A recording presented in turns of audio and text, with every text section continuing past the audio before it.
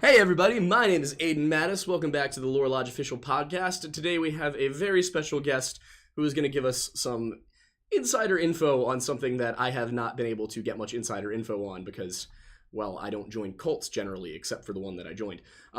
So, without any further ado, howdy, do you want to introduce yourself? Hello. Well, I should say howdy. My name is Howdy, unfortunately. And I was also, unfortunately, raised in a cult. I am no longer in it, but I know a very amount of fun facts about cults. Yeah, I found out about this by watching your TikToks. I've actually followed you for a little while. But just it's funny in between the stuff that's like just about college life or mental health or whatever you're talking about, and then and then occasionally you just throw in you're like, oh yeah, back when I was in a cult, like When I was in the cult, I throw it around very casually, and I love to like not tell people about it for a while, and then just be like, oh, a chunk of my life when I was raised in a cult, and just kind of watch their reactions. exactly. It's totally like I love how nonchalant it is, and you just kind of bring it in. And it's, Oh, oh, by the way, yeah. I was a cult child. I Oh, yeah. got That's even funny when people are like, oh, so like, Christianity, Mormonism, and I'm just like, no, worse. oh, see, so this is the thing. I have no idea what the cult actually functioned as. I always assumed, because I've got several people who are like followers of mine who have reached out and been, oh yeah, I grew up in a cult, and the religion, because we have the Weird Bible podcast with Wendigoon, and we talk about a lot of religious stuff, and that's been an interesting spot where people will watch Weird Bible podcast and be like, oh, that's where the cult leader got it, and then Isaiah and I are like, what do you mean? What Pardon cult? me? Like, but I've had at least like 5 people on Snapchat reach out and be like, hey, I was in Guess a what? cult and I was wondering like if you knew anything. I was like, no, I did not. But now I'm very curious. So if Yep. not Christianity or Mormonism, and obviously I wouldn't call Christianity or Mormonism cults by and large. These are Hmm. two large religions. Like, let's be respectful. There are certainly cult aspects and groups, but Oh, yeah. with yours specifically, you said that it was not Christian or Mormon. I'm assuming it wasn't It was worse. Muslim or Jewish either. So what are we It was dealing with definitely its here? own, yeah, it was its own of weirdness. Especially, it was a very, very niche cult. I think that's what at least separates it from the larger religion cults of, if you can take any religion and corrupt it far enough Mhm. to make it a cult, add your own uh, parts to it, have a zealous leader that will take parts of the religion, make it a really big cult. And that's kind of what mine was. Mine was a weird cross of Christianity and Hinduism. And there's this phenomenon called California pocket cults, Mhm. and it's actually very common for little cults to pop up in California. And I don't know why California specifically, but it's like been a noted phenomenon, and that's It is and weird that it's what makes specifically it different from California. Mormonism. Yeah, I'm sure it happens in other places, but it's just been very Yeah. noted in California. I learned about it because I took some classes about cults in college, Mhm. and I told my others because I was like, "Fun fact, guys, guess where I'm from?" Mhm. And they were very fascinated by it. It's got to be like it's kind of a weird version of taking a language class for a language you already speak. Like just the No, literally, languages. I was like, "This class is gonna be a breeze." Oh my gosh. It's Yep. like I took a class on witchcraft in college because medieval studies degree. The class was primarily um, not people who looked like me. I was one of probably five, very average-looking white guys in the class, and the rest was like Wiccans and girls who were really into witchcraft and all of that. Of course, like we all just kind of like sat around in our There, yeah. chairs like, yes, I identify with none Hmm. of this, but it's all very interesting. um, Yeah. so with you and I had a private conversation where you said you didn't think murder was involved. So if it's not a murder cult, if we're not talking about the Manson family, what are we kind of like dealing with here? So, as far as I know, well, I joined when I was about 6 years old with my father in the wake of his and my mother's divorce. He decided that a great way to cope with that was, uh, as As you men know, do. once as they do, and since I was in it from like a very young age, 6, when people tell you things when you're 6 years old, you just kind of accept it, you know, because what else are you supposed to do? Like argue it, pretend they're wrong. About 6 to 15, I had no real understanding that it was a cult until I got it and was like, oh, that was a little bizarre. Of, you know, most religions have 100 people and don't live in a village in the mountains, isolated from other people, and worship an old dude who's like 80. And, you know, chant at sunrise and have communal dinners where we, you know, chant beforehand and serve each other. It's kind of interesting. It sounds like somebody took Boy Scout camp really seriously and made a religion out of it. Oh, yeah. Like that reminds me of Boy Scout camp back in the day. So you guys didn't, and yes, to really quickly address it, the chat, I know that the internet connection isn't super great, but sadly nothing we can do about it. You know, it's not everybody makes the probably stupid decision of paying for gig speed Wi-Fi every month. I'm probably not being financially responsible. But Comcast, you know, they were like, you can have gig speed Wi-Fi for $94 a month or 200 megabytes for $90 a month. I'm gonna pretend what I know those numbers mean. Like, thanks, Comcast. Yes. I had a whole like rant about Comcast on TikTok a couple months back because it wasn't going well. I've never met a person that likes Comcast. It's there's only like two options here, and we gotta. Verizon's worse. It's either a lot for so much money or nothing for still so much money. Exactly. You know, might as well get a lot. So with this group, you know, was this in California? Yes. Okay. And I know that we had branches in other locations. There were a couple of locations that we bounced around and lived through, but they all worshipped the same dude. I do have to be vague just because I do have family members still in it and friends that are still in it, and I can't really just name drop it. I also don't want to get sued. I don't know if they have the power to sue me, but maybe. I don't think they could sue. I mean, unless you were like lying about it. I don't know. I've gotten really into defamation law recently. Oh, I think the entire internet has. Yes. Yeah. It's so much fun in the current culture. But yeah, so this, like you mentioned you have friends.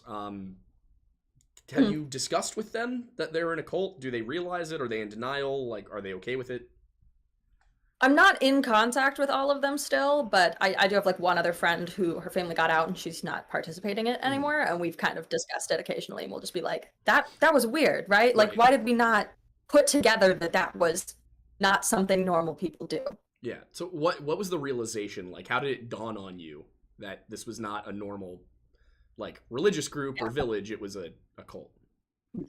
Yeah, unfortunately, I wasn't able to, it wasn't a situation where I was still in it and I came to the realization and left myself. I was, through unfortunate circumstances with my father, I stopped living with him, and so I got out and started living more full-time with my mother. And one day my sister was we were at dinner, and she was like, Sydney, you know that was a cult, right? You know that was weird. And it just kind of clicked in my brain of like, oh. I think that. I love that all it took, like, it just required somebody being like, yeah, so that was a cult. And you were like, oh. Yeah. Good point. Like, oh, like that makes a lot of sense. Like, I knew it wasn't common, but I was like, you know, religion's weird. Yeah. This is just specifically weird one. I guess if you're not really exposed to, like, I'm trying to think back, you know, I grew up in a pretty Christian household, and at 6, I wasn't totally, like, understanding what was going on, so I get it. Like, you wouldn't be... You wouldn't think weirdly. Why would I question that? Yeah, and I went to a Quaker school for kindergarten, and it was the same. Like there were certain aspects to it that, looking back, I'm like, it's weird that every morning we went and sat in a large building and had a conversation about a faith I wasn't a part of. You know, that was a weird thing that we did, but it wasn't like necessarily negative. It was just kind of out of the ordinary. You know, and so you mentioned also that there was an old guy that everybody worshipped. An old guy. Was he like? Wait, what was the deal here? Was this a prophet? Was this the Lord himself? I don't know how much do you know about Hinduism or? I have a summary understanding. Okay. This is kind of a, you know, it's a little, I don't want to say bastard. It's a weird mishmash of Hinduism and Christianity, specifically the belief in Hinduism that there are people on Earth that are avatars of the great creator Brahma, and the different deities. The most notable being Krishna. You see a lot of statues of Krishna. He was an avatar. like sent to the earth to kind of interact with humans. And in our little thingy, they were like, hey, Jesus, he's one of them. And also, so am I. And you should give me all your money because of this. So now I have questions about your dad. And he was an interesting man. How did he get roped into this? Like, there's I think a lot of factors, but I do know that my father's never been the most mentally stable person. It runs in the family. And I think part of what people don't really understand about cults is they're very nice to you. They're not going to be mean to you. They're not going to harass you. They're a group of very nice, very lovely people that are going to treat you with kindness because that's how they rope you in. And, cults target people that are vulnerable in their life to snag them and bring them in. Yeah. Like drug dealers. Like, that's exactly why. Yeah. That's exactly why, at least for me, part of how you discovered me was my discussion of the movie Midsommar, which is about a cult. Why I enjoy that movie so much is because it very accurately portrays the process of being indoctrinated. Right. And kind of, a lot of people have found at the end of that movie, when, spoiler alert, the main character becomes indoctrinated, a lot of people find themselves saying, good for her. Oh, boy. And then they're like, oh, she's in a cult. Yeah. She's stuck there. Yeah. That entire movie honestly messed me up from the very beginning. Like, it starts off at 100 miles per hour and it kind of like slows down. It's very weird. And then it just it's a very weird plot structure. It's like, oh yeah, its inciting event is right in the beginning, which is very interesting. It's also and so long. You kind of are sitting there and you're thinking, how could it get worse? And then it does. It just progressively does over. And for me, I don't know, like, the video that I made about it that you and I ended up connecting over, like it was that was my experience with the movie. Was legitimately like me sitting there with my roommate who kind of had like walked in now and then because I was just in the living room like watching the movie. I had nothing to do, and he would just walk in and be like, interesting, what's going on? Yeah, and he sat down and watched like 20 minutes of it with me, and finally he gets up, after that, and the movie ends and all that, and he looks at me and he's like, Aiden, is any of that accurate? And I was like, I have no idea. I have no idea if any of this actually exists. I know this isn't Norse mythology. This is not like the typical Nordic folklore. This is something entirely different. And he was like, well, can you sense like any through? And I was like, no. Because of course he and I were both interested in this stuff, but he was a bio major, I think. So for him, it was more of a like, whatever. For me, it was actually my degree. And we would have conversations like this all the time. We'd sit and we'd watch a movie and be like, so what's accurate and what's not? And this one, I'm just sitting there like feeling like I'm on drugs, but I wasn't. Yeah. Like, that's part of what, at least for me, makes the movie so fascinating. I'm gonna nerd out about it.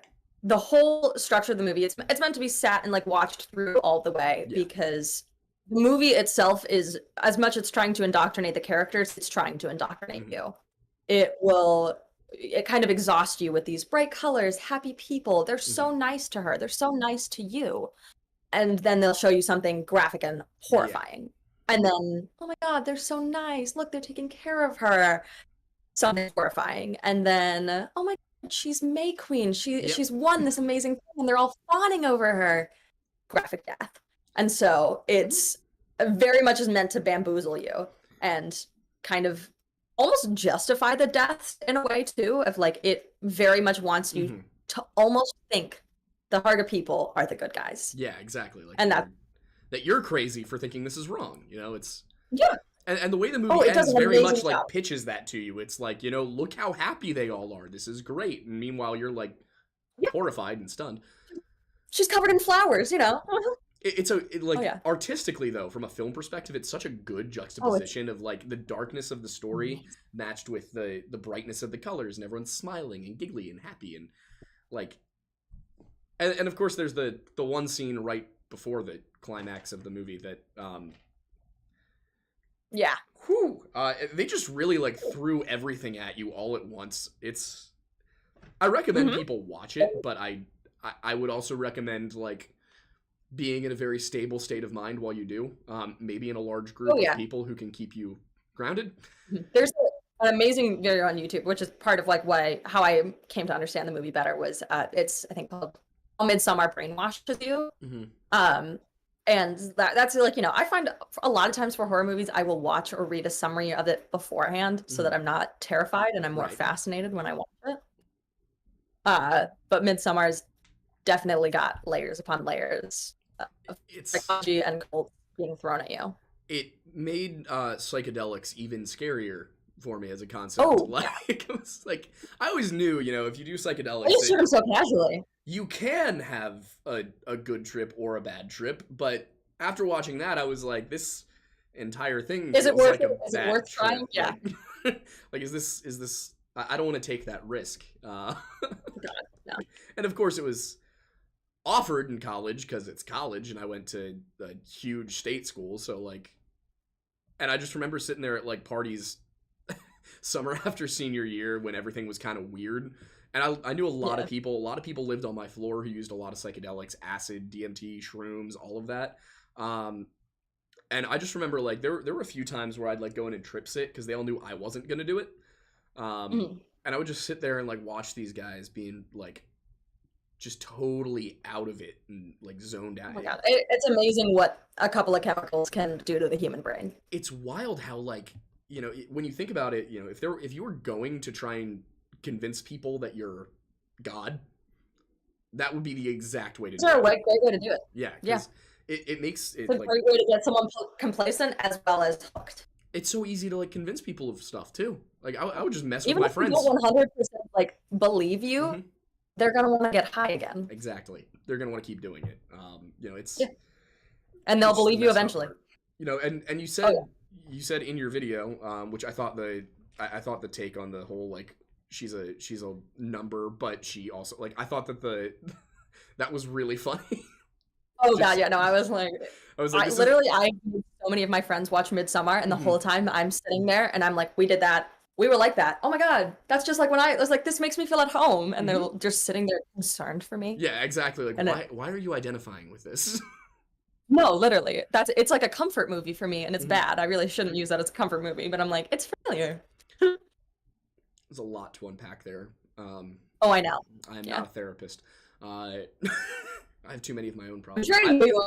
I have friends who met in college, and you're having that conversation. You met at a party, whatever, and you're like, oh, so what's your major? And they're like, oh, psychology. Oh, that's cool. Why? Well, I'm mentally ill, so I want to learn why. I'm like, okay. Yeah, no, that's exactly. Yeah. And then they look at me and oh, what about you? And I'm like, well, I study the Middle Ages because I have no prospects in my career. It's fine. Why not? It's my like, how a lot of people have like their card.co or their link in bio, their link tree, whatever.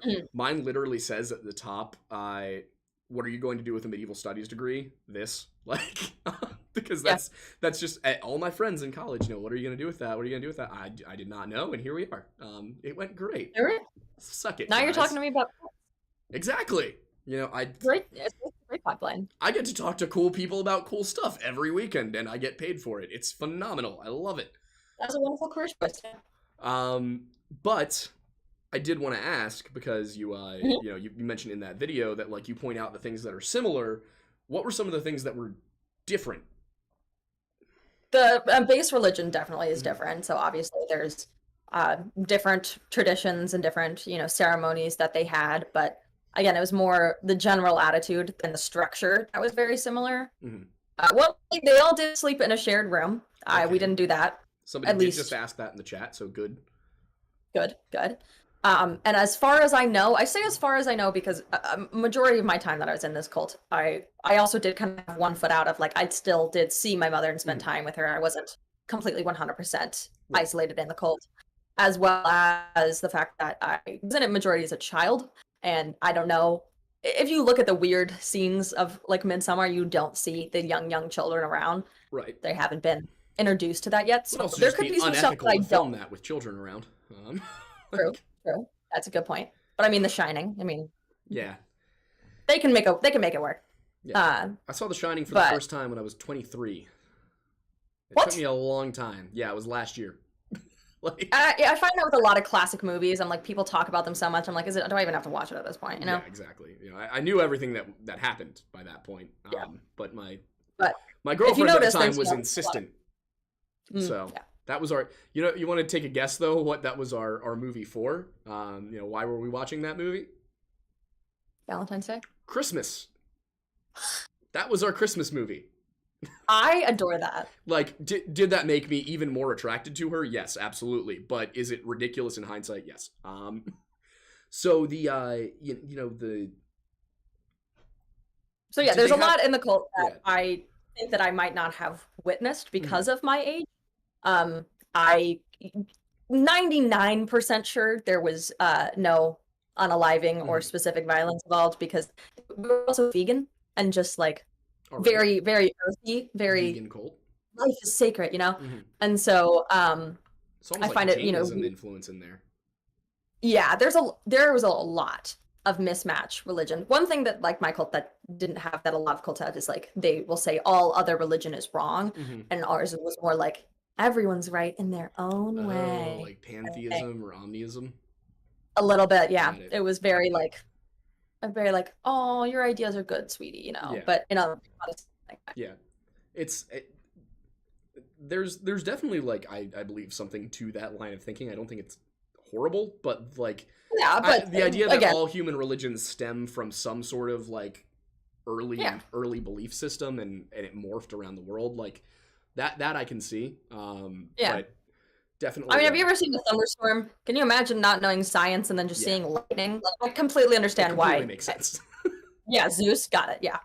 It's part of why, like, if I was in the village, I had no education, and they were like, "Some guy up there is throwing that," I'd be like, "Shh, wow, all right, okay, sounds good to me." Yeah. I won't piss him off. That's why I think the Abrahamic religions are such a fascinating, like, when they get onto the stage, because they're not like trying to explain away thunder and lightning and earthquakes. They're like, stuff. So God's gonna send a plague of locusts because you've enslaved our people, like, and the Egyptians just must have been like, he's gonna do what? No, literally. Yeah, and then the Norse, when they got to England, when they invaded England in the 8th century and 9th century, they started to convert not because they were being forced to, not because they lost battles and the only way to not be executed was conversion. Their attitude about it was they got there, they got beaten, and they were like, yo, Christian God, he can fight. Like, he must be better than Odin. Like, and so they worship him too, and the Christians were like, well, you can't really do that.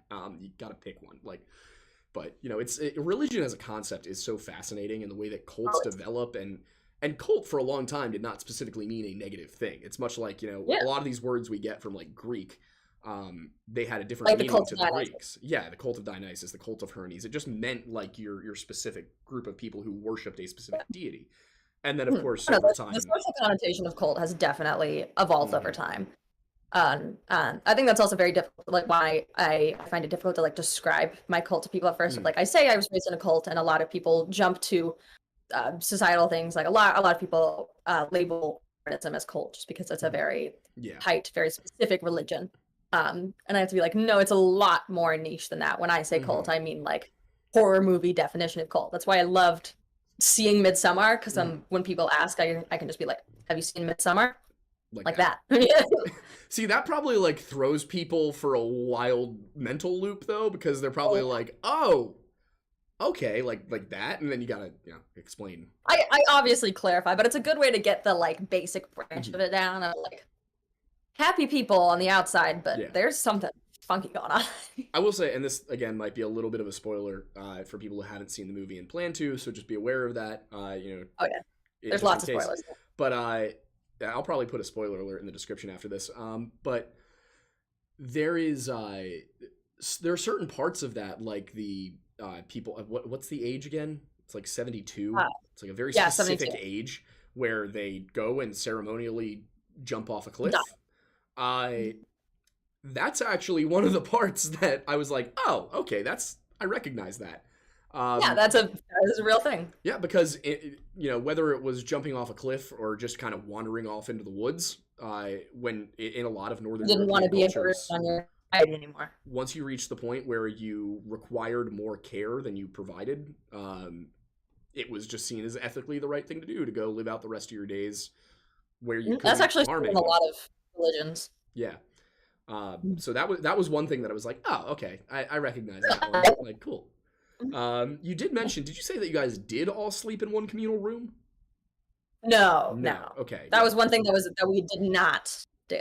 Yeah, it's we did have like the communal outdoor dinners that they kind of had. If you like note that, where they're all kind of like they sit and they wait for a while. And we did a version of that, and then someone would start chanting, and then we'd all do our group chant, and then when that was over, we could eat. See, and we did the serve each other thing. Yeah, the waiting and the chanting part, not. I wouldn't love that, but I don't hate the idea of like doing communal dinners. A communal dinner. Like that's kind of nice. Yeah, again, that seems like nice. You know, that's one of the things we do with Freemasonry is after our meetings, we'll all go sit down and have a communal meal, and it's actually like my favorite part of the meeting.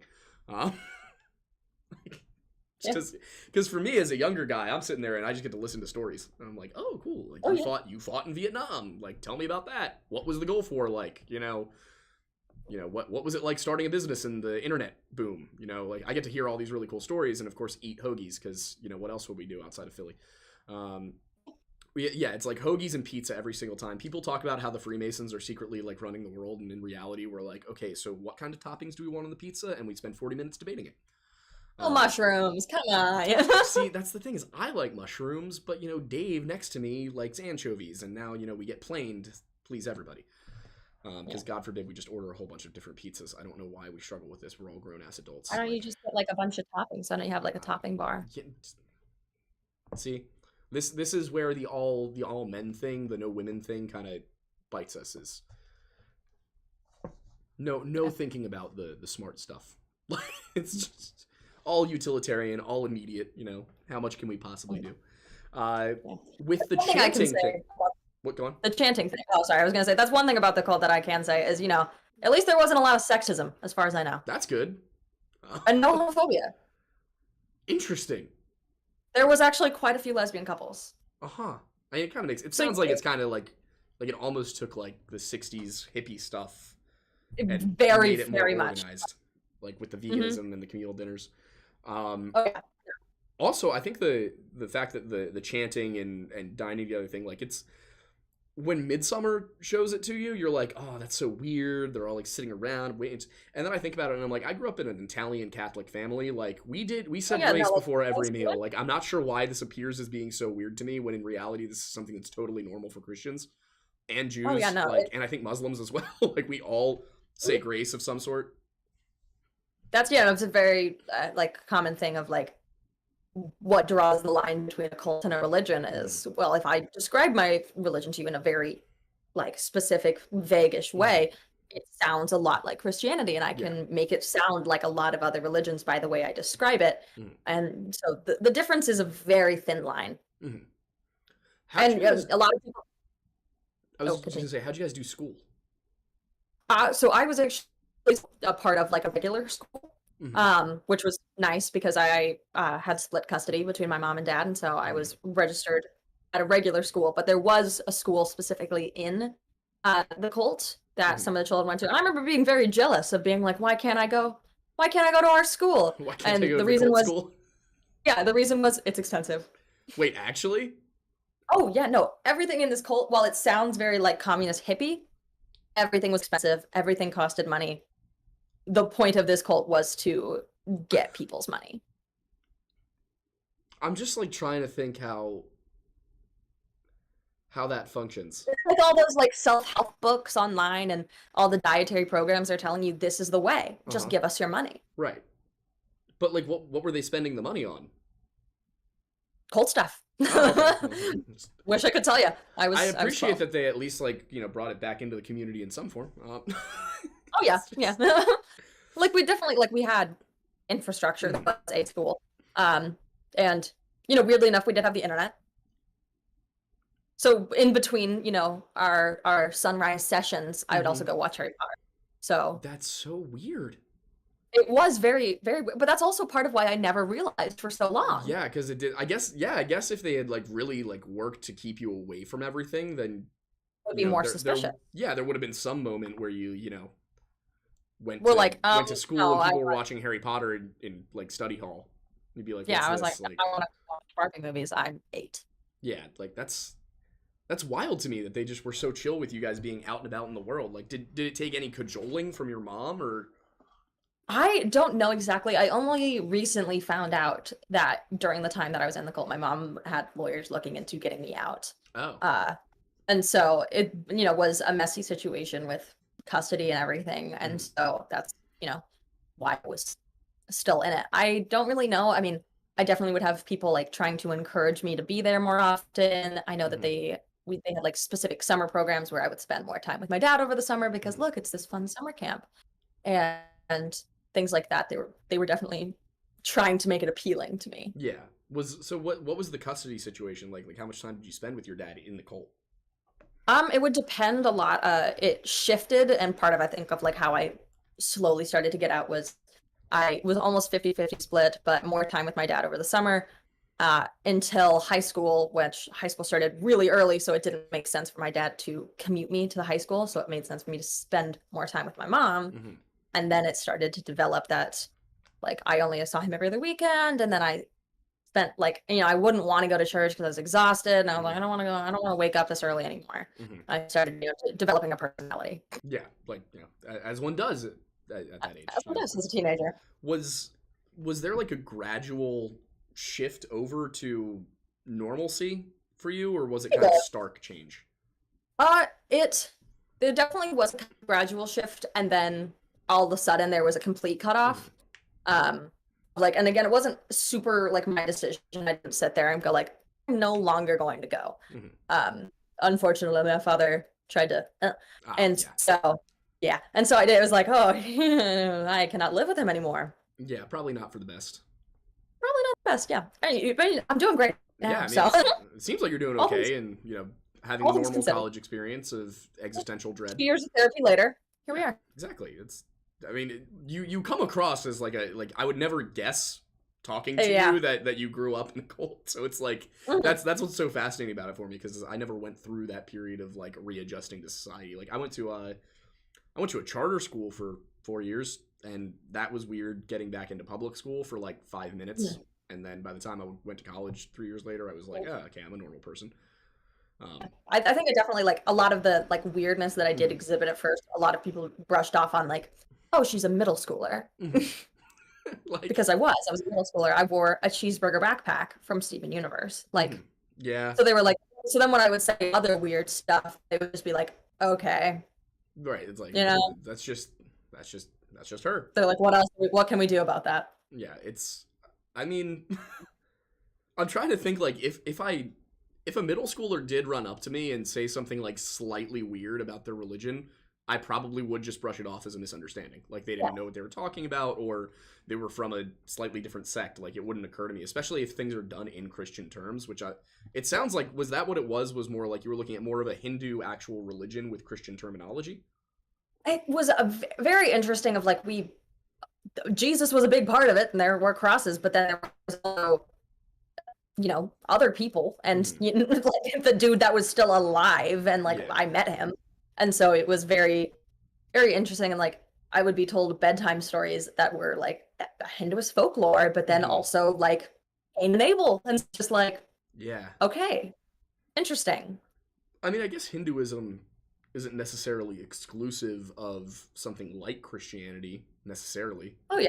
Hinduism itself, if I took um a couple classes and I had to read a bunch of Hindu texts and found like a lot of similarities of like Hinduism, involves a lot of other beliefs. It's a Mhm. very, very old religion. Yeah, Um, extremely. and oh yeah, and it has a bunch of different paths within it. Almost the amount like Christianity can be Yeah. divided into so many different paths. Yeah, I Um, that's one of the things that's on my list is definitely like sitting down and reading through the Vedas and learning about it oh, in in a scholarly the sense, not the Bhagavad-Gita is I took what did I take? It was World Religions. It was like Cam's 25 and we had a Hinduism segment where I was like, "Oh, so it's not just that there's potentially millions of gods. There's also an overwhelming creative force called the Brahma, and that's like and all the gods are part of it, and it's technically in that sense monotheistic. And that's why they can be Freemasons, which is like Yep. It's wild, and it also like I was sitting down, of course, and reading through it. And I'm like, it's the Force. Like, like No, I very made much. myself understand it in Star Wars terms. That was how I got through it. Oh no, yeah, it's the Force. It's physics. It's everything is made up of energy and everything, and everything can be everything, and everything will be everything. I would love one thing that like absolutely fascinates me, and I can't wait until we figure it out, is the Indus River Valley civilization, and like Mohenjo-Daro and all of these like ancient like pre-Bronze Age sites of actual cities and complexes, and this what was clearly a very, very significant culture that just kind of like fades, which happens. There's nothing really mysterious about it necessarily. Like, it would be interesting to know what happened, but we don't know. We can't read their text. It's like before we deciphered the Mayan hieroglyphics, we didn't. There was no way to understand. We had no basis for understanding it. Yeah. So I wonder if, when we get to a certain point, I wonder if once we find out what it says, like, will we get like proto-Hinduism? Will we get like a totally different religion? What's going to happen? I'm very curious to see what we come up with there. One thing I find fascinating about Hinduism, I don't know if you know this, is I think it's like the life cycle of Brahma. It's like I said, like each step he takes is a birth and collapse of a universe, something along those lines. I don't remember it off the top of my head. And they give an exact time period for this. They give like, I forget how it translates, but it's a certain amount of units, and those units translate to another unit, which translates to years of Earth's rotations around the sun. But the time period that they give coincides with the one of the physics theories of the birth and death of the universe. Of if the universe is on this repeating loop cycle of everything is born again, and then everything dissolves, and another big bang, and then everything is born again. And physicists have calculated a timeline for this, and Hinduism has the same timeline for Brahma. Interesting. Which is just fascinating. As like, how did they? It's exactly. Like how do they know that? How do you learn stuff that we only know because of like extremely intensely advanced modern technology? Oh yeah, that's Western thinking for you. It's incredible too when you like look at a lot of these ancient religions, including the Abrahamic ones, because Christianity, like the Big Bang, was theorized by a Catholic priest, and it's just, and it makes complete sense because of the like when you think about the terms that we get from books like the Bible and the terms that we get for science. In science we call it the Big Bang. There was a single individual particle and it exploded and that created everything, the infinitely dense particle. And how would you explain that to a group of people migrating through the Fertile Crescent in 2000 BC? You would say that God said, "Let there be light," and there was light. Like, that's how you would explain that. And it makes complete sense. Big dude in the sky. Yeah, exactly. And they would have been like, "Oh, okay, makes complete sense. I get it." Like, but if you went to them and said there was an infinitely dense particle that reacted with no actual catalyst and created everything that we know, and all of that is running away from itself at increasing speeds, like, they would be like, pardon? What's a particle? But if you also just be like, hey, those waves, you know how it does that? Poseidon. Yeah. And then she's like, oh, cool. Okay, got it. Like, right, makes sense. I will say though, like, I still don't understand how the moon has anything to do with tides. I don't get it. It's been explained. Water is very easy to move.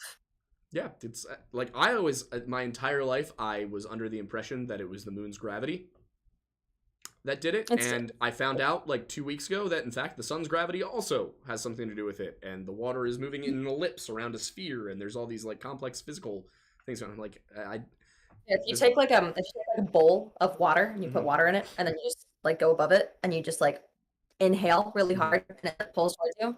I think it's literally like that. Like in the most basic terms of, like, moon's just breathing. Things move. Living moon is a new conspiracy theory. I like that one better than the moon landing was faked. Oh, I follow this one TikToker, and she does a lot of Jewish explanation and conspiracy theories. And one of her favorite things is she wants to blow up the moon. Okay. She wants to nuke the moon. No. Oh, okay. I think she as she described it was literally along the lines of, as a childhood, she heard someone talk about it, and now she's determined.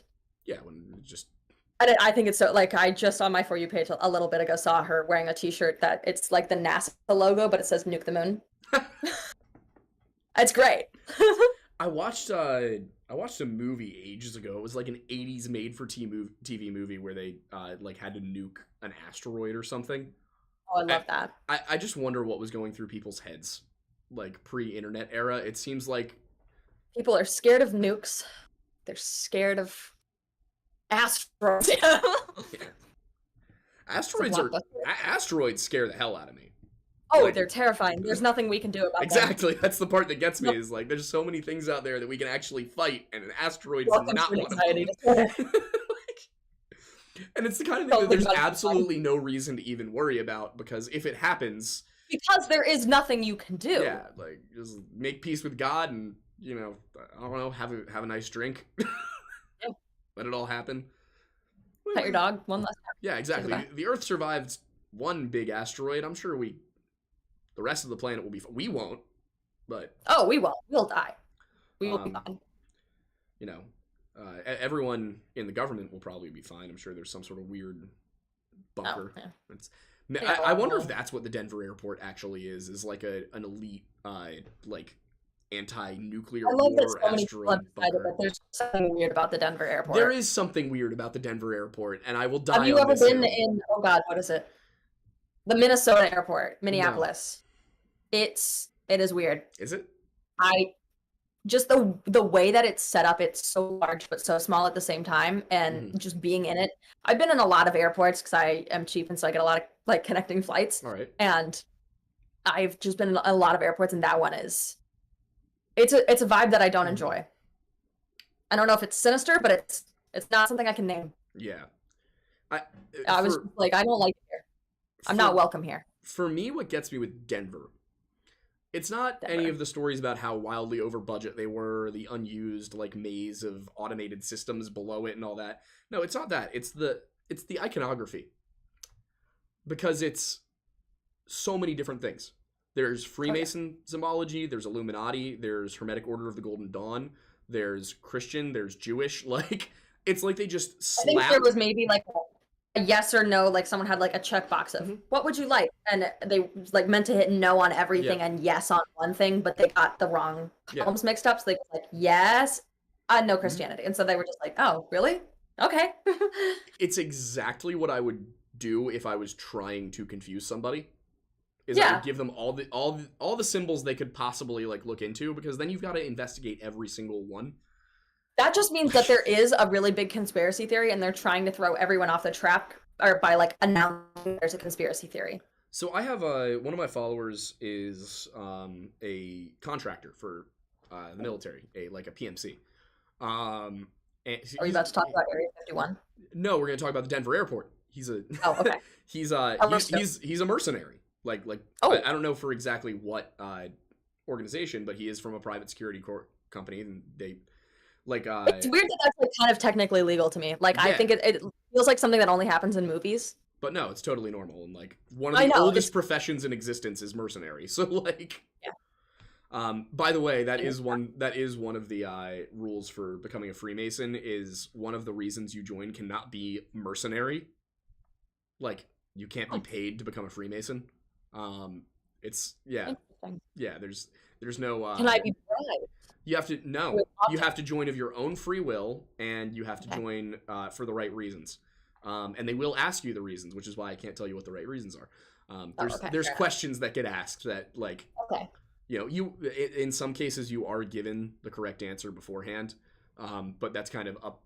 That's because there's such a stringent process for actually getting accepted. This is sounding more and more suspicious the longer I hear about it.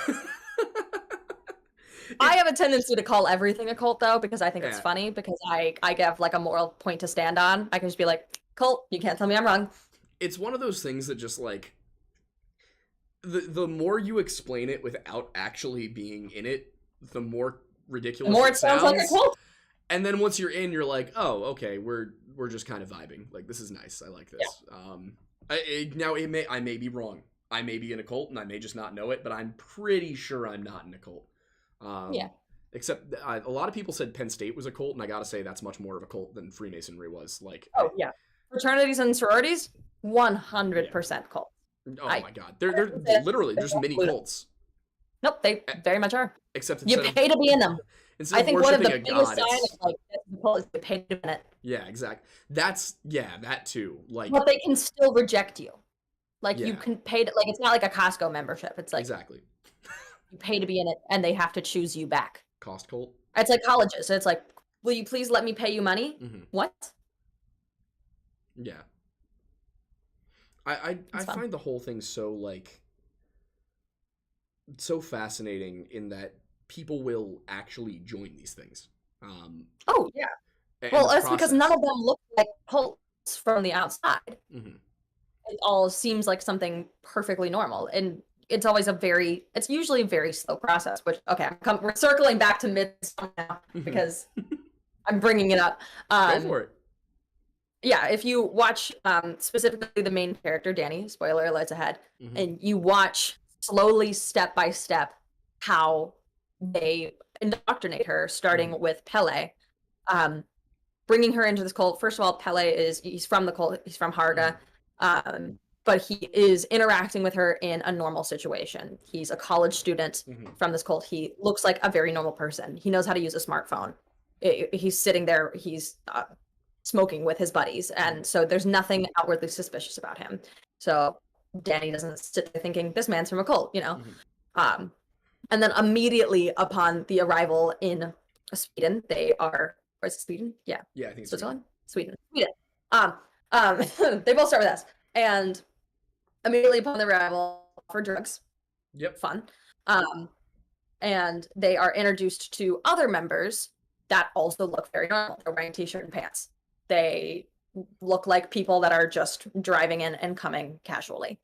And then that's when you start to get further in. The next step is you're introduced to this very idyllic place. People Hmm. are playing music, everyone is being welcomed. They're wearing funny clothes, but then they make fun of themselves for wearing Yeah. funny clothes of like, haha, yes, I'm wearing a dress. It's just for the celebration, you know, Hmm. and it's obviously not because they continue to wear it Yeah. throughout the entire movie. But they're like, haha, silly. Isn't this silly of us? It's Hmm. not real. Yeah. And further on, Kelly then starts to separate her from the other members of the group. Hmm. He specifically calls out the fact that her boyfriend, Christian, forgot her birthday. Yeah. And he reminds her of her own family's death Yeah. and empathizes his own family deaths, kind of emphasizing how alone she is. And through that, starts to bring her into this society. And that's what a lot of cults do. They Mhm. will approach you in a normal situation of, yeah, this is completely normal. This is a casual thing. And bring you in a little further, remind you how alone you are. Hmm. Isn't this a better alternative? Right. Like you're And that's what the movie gets yeah, so right. you have nothing out there, so like in here you can have it Why all. not We in can, here, you know, where it we are next to you, where we yeah. feed you? Sure, we've got a few weird traditions and that's okay. It's just but for the most part, like isn't this so much better than being alone? Right. Like you lost your family, here's It's a new one. historical. Yeah. Yeah, It's all exactly. very simple, you know. Mhm. Oh man. And the more you talk about it and to hear somebody who actually like went through that process agree with how accurate the Describe. movie is terrifying because now I'm like, oh, okay. Oh yeah, no. When I was watching this movie for the first time, I was shocked. Mhm. And honestly, even though I had been through a cult and I had gotten out of one and I knew what to look for, at the end of the movie, I was still sitting there thinking, good for Danny. Yeah, which is It still tricked me. like I get it that that's how it's supposed to feel, but at the same time, good It's lord. like it's like how did I not know? How did I not know? Hmm. Yeah. Everyone thinks that I always get people like comments. They're like, I want to join Scientology just to see Hmm. about it. Hmm. I want to do this just to see if I can get out of it. And the answer is Yeah. always no, you can't. Yeah. No, you can't. So You that's will not. actually my co-host is in the chat hanging out, and the chat just disappeared from the screen for some reason. I'm trying to figure out why it did that. But he just actually said, you know, what's her take on Scientology? Like, you know, what's the deal with that? I honestly don't know all that much about Scientology by choice. I decided very much not to look into it because Yeah. it seems like one of those things where like uh again, any religion can be corrupted into cultness. Hmm. You know, there's pockets of Mormonism in certain towns that very much cult-like behavior, but then Hmm. there are more casual Mormons. But that's, you know, a lot of like ex-Mormons will not really say it's a cult, but there's Mhm. people that are like, that's kind of a cult. They're like, I just chose to stop going, and they felt fine about it. Yeah. With religions that are that big, Mhm. it's harder to pinpoint what is a cult and what isn't Yeah. because of how many different sects there are and how many different physical locations to go attend that church are. Yeah. There's going to be different leaders. There's going to be slightly different variations of text and different practices, different culture around it. And so it's kind of impossible to say if a religion that is that big is a cult. Right. Yeah. So with Scientology, it's a big one. I know that it definitely has weirder practices with its weird celebrity intake, but yeah, that's the part about Scientology that gets me is like all these high profile people who are part of it. I yeah, I I wonder want to where believe it. that it's a big joke. They all sat down and were like, "Can we get away with starting our own religion?" And they found out they could. Yeah, I mean, Elrond Hubbard was he was a science fiction writer. Like, literally, that's what he did. He was an extremely prolific, not very good science fiction novelist, and so Sat down and said, "What can I get away with?" yeah. Well, it's funny. There's of all people, there's a Joe Rogan bit where he's during one of his stand up specials where he's like, "This is a guy who wrote more fake shit than anyone else in the history of humankind." And everyone decided his religion was viable. Like, this is a real thing, this is successful. I do wonder if he started it as like a tax scam. And that's just how it like grew, is more and more people being like, it's fine. You were just getting away with not paying taxes. Like, it's just I feel like it's wild. definitely like, I think things get out of hand sometimes. It's a big game of telephone, and then all of a sudden you're like, oh, this is a real religion. This is a box I can check off on like an application. Exactly. And then next thing you know, there you are. It's all so strange. Like, and I've wanted to look into Scientology and even thought like going so far as to actually join and see how it goes. But because I see myself as somebody who like I'm just like your friends. I'm like I could get out of that. Like, get out of the cold. And maybe I could, but I'm also well aware there's that there's definitely a fair amount of escaped people. So with it's not hopeless. With Scientology, what scares me is how powerful some of its leaders are. Like, there are some 100 very powerful people in it. Also, their navy is hilarious. They have a navy, and you sign up for a term of like a billion years. I didn't know that. Yeah, they have a navy. They have a navy. Navy. Wow. My friends and I discovered this, and we all were like, should we join the Scientologist navy? Like, yeah, we had in high school, we had a whole bunch of different plans. Like, plan A was obviously whatever our careers were going to be. Plan B was obviously whatever our actual careers were going to be. When I was a kid, my plan A was I'm going to professionally talk about ghosts, and now I do that. But most people don't get plan A. Plan B was marketing, advertising, sales. So I do both. But plan C was if we can't get any of the jobs we want, we were going to go be cops in Hawaii. Interesting. Like Hawaii 5-0. Yeah, we're just going to be cops in paradise, And then and then we found the Scientologist Navy, and we were like, this is immediately plan A. This is 100%. This is the best possible situation, is Scientologist Navy. But no, you sign on for a term of something like 9 billion years or something. And love that. In the contract, since Scientologists believe that like you can be reborn multiple times, part of the contract is like in the next life you have to serve in the Navy. And I'm like, how are they tracking? How are they going to track me down? Like, somebody dies. There's a lot of confidence, though. That's a little suspicious. What if their soul goes into that of like some child in Zimbabwe? What if they're on the enemy side? Yeah, exactly. Like, how do you make a post-life commitment to something that is within our current world? It just doesn't make any sense. And then, one thing about Scientology though, like I always remember hearing, after you die, you become a god and get your own planet. And I was like, that's wild. And then I found out Mormons believe a similar thing to that. Very. But also, again, if you look at Christianity, the earth is a big test. If not, you're going to be set on fire. Yeah, I would argue that that's a complete misconception, but it's a misconception by the actual people in charge of the religion, which is an issue. Oh yeah, but just if you look at any religion, you can warp it to be something weird. My biggest advice is if you're emotionally vulnerable, if you're lonely, and if you're mentally ill, don't join a cult to see if you can get out. Yeah, because you won't. Not a good plan. Yeah. See, if you're like a super stable individual, like, and you're like, I'm gonna go join the cult to find out what they're about. That's a great idea. Yeah.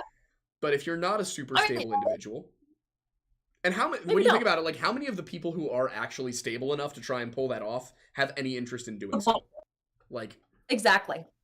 Like, they're stable. They don't want to do stuff like that. Stable people don't want to infiltrate cults. They're smart enough not to. Yeah, which is why I am proud to be not smart enough to not do that. It's because I'm living a much more fun life. I mean, I'm in no I was in one, so. But it wasn't by your choice. I mean, I didn't try to leave. You were a kid. I mean, have you ever, like, thought about going back and seeing the old village? I 100% have. It's, like, honestly not too far from me, and so I've just been tempted to, like, what if I just drove by? Yeah. Or just like sometimes I'll find myself with my friends and I'm just sitting there reminiscing and like looking at old pictures, and then they're just like over my shoulder like, do we need to watch you? Do we need to have a little intervention right now? And I'll be like, no, I'm fine. Are you returning to the cult? I will say we're about to go to the Q&A section, which for those who have not been in a live show before, the way we do the Q&A is that we will do it for half an hour. We will try to get to all questions. We will answer super chats first. And if there are more super chats than we can get to in half an hour, we will continue doing super chats until you guys stop, or at the very least, I will continue answering super chats because I don't know if you have places to be. So I don't want to make you commit. I'm in a different time zone. I'm good. Yeah, I don't want to make you commit to a 2-hour, 3-hour show, which I'm willing to do. I can talk. But, 4 hours. We had on our last episode of Weird Bible, it went 4 hours. It was a 4-hour podcast. I don't know if I can do 4 hours, but yeah, it was on the Book of Job, so there was a lot to talk about because that's one of the longer ones, and one of the more theologically, like, it's a very difficult philosophical work, more so than it is like something simple like Exodus, where they're like, and here are the things that happened. It's like entire philosophical dialogues. If you eventually get around to the Hinduist text, the Bhagavad-Gita, which is a very good. I don't know if you've read it yet with your classes, but much of it. I've read bits of it. Yeah, that's a very good, not good, but like that's a very basic introductory book to Hinduism. It's very philosophical. It is very hard to just first read. So with that said, I had one last question, which is your dad. Is he still with us? He is still with us, and he is still in the cult. Have you ever tried to talk to him about it or get him out? Sorry, and again, if any of this is off limits, feel free to say I'd rather not talk about it, and it's fine. Yeah, I have an interesting relationship with Buddy Old Boy, my father, and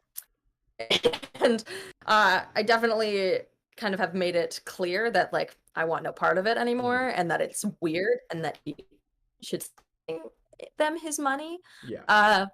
But he's got his own course in life, and at this point, I was like, I was 15 years old trying to take care of you. I'm done now.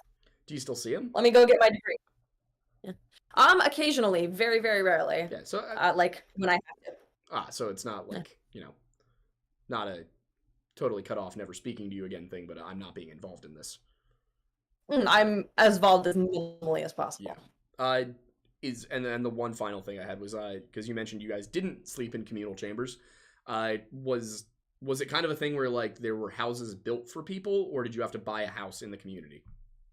It was like a rental situation. They had houses that were already built, and then some would be built during the process along the lines, but they were all close together. A lot of them were connected with shared rooms. A lot of them were isolated in the mountains, and so it was a very it was weird. Like a village.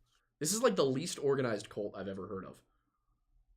Well, I mean, again, it could have been very, very well organized, and I was 12 and not paying attention. You just didn't realize. Yeah. I was like waiting for meetings to be over so that I could go climb trees. Makes sense. I miss climbing trees. That is like one of those things that you do a lot as a Go kid. do it. You just Why when am I not? gonna climb a tree? Go to a park. If I fell out of a so tree it's when not- I was 11, I was gonna bounce off the ground and get back up and be fine. I fall out of a tree now, it's like a $500 hospital bill. Like Put on a helmet, you'll be fine. I'm getting old. I say as I'm not even 25 yet. But with that said, Well, you never know but when you're gonna kick it off, so you could be the oldest that you True. will be. I do joke about going through a midlife crisis right now. Yeah. Oh, that's a fun thing. The cult like kind of helped. There was like a palm reading thing that they did, and they predicted I was going to die at like 40. My friend said 47 in a bar fight with a man half my age while sober. So, I mean, I'm there with you. That's Which was a little oddly Okay. specific. Like, why were my friends fantasizing about my death so detailed? But, you know, it's not. It doesn't matter. I mean, they can't. So, to start with, you know, we got a super chat from Tanuki Tetsuya that is for $4.99 that says, for a second stream when Thornbussy returns.